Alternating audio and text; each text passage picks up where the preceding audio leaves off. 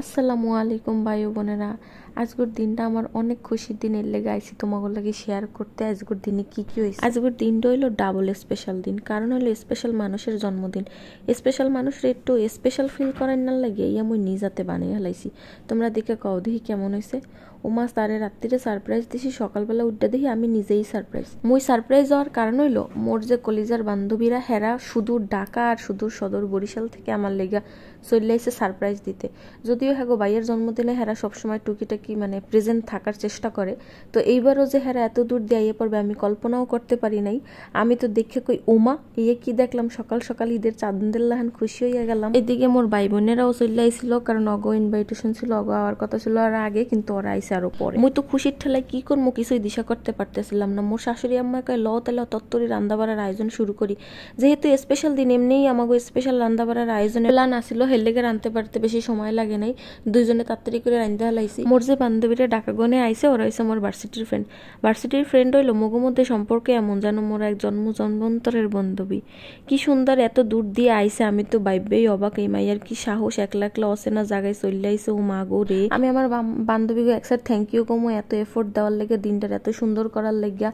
আমার সত্যি এই দিনটার খুশি আরো তোরা আইয়া বাড়াই দিছিলি, আমার খুবই খুবই ভালো লাগছে। তোকে অনেক অনেক ধন্যবাদ। আর এই যে অগর লেগে একটু সিম্পল আয়োজন করছিলাম, তাড়াহুড়ার মধ্যে যা করা যায়। তারপর একলাগে বই অনেক গল্প করলাম, খাইলাম দাইলাম। মনে হইলো যে কতদিন পর জানি এই খুশিটা পাইলাম, এত ভাল লাগতে আসিল। আসলে পড়াশোনা শেষ হওয়ার পর তো অগলাগে তেমন দেখা হয় না, তাও একটা উসিলায় দেখা হইলো, এর লেগে খুবই ভাল লাগছে। আগে তো একসাথে কত সময় কাটাইতাম, কিন্তু এখন এইটু সময় যে কি দামি মনে হইতেছিল।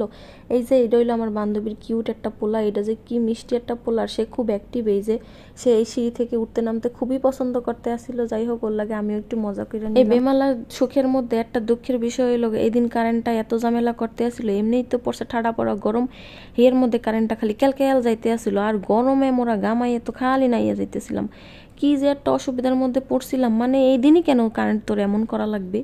যাই হোক, তাও এই দুর্বিষহ আমরা যন্ত্রণা সহ্য করে উইডা খাওয়া দাওয়া শেষ করিরা এই যে মিষ্টি মুখ করার পালা। আমাগো এখানের বিখ্যাত দই মিষ্টি দিয়ে মিষ্টি মুখ করানো হলো আমার বান্ধবীদের। মগো এলাকার এই দইটার মিষ্টিটা কিন্তু এক্সের মজা গেদুরা, তোমরাও আইও তোমাকেও খাও। মোরা বাঙালিরা হইলাম ভোজন রসিক, আর ভোজন রসিকও কিন্তু খাওয়া দাওয়ার পরে একটু মিষ্টি মুখ না করলে একদমই চলে না, তাই এই আয়োজন।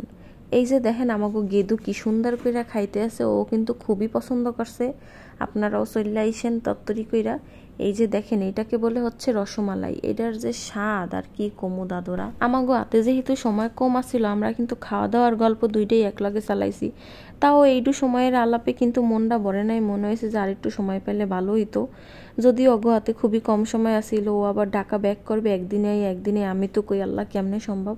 তাও মাইয়াটা চলে গেছিল, কিছুই করার ছিল না, খুবই দুঃখ লাগতেছিল।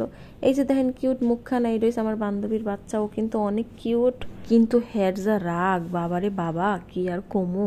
হে তার আম্মারে ছাড়া কেউ রয়েছে না, কেদারে যাইতেছে না, গেলেই খালি চিল্লায় আহারে একটু ভালো মতন কোলে নেবো, আদর করবো, তাও পারলাম না।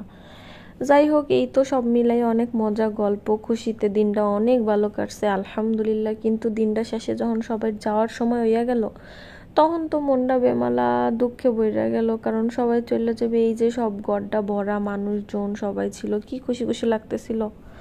যাই হোক, এই যে সব শেষে আমরা একটু ছাদে যাইয়া দেখি আকাশটা এত সুন্দর, তারপর আমরা তিন বান্ধবী মিলে একটু ছবি তুলি, এরপর চলে হে সবাইয়ের বিদায়ের। ওই যে কবিতা আছে না, যেতে নাহি দিতে চাই তবু যেতে দিতে হয়। এই তো, আল্লাহ হাফেজ।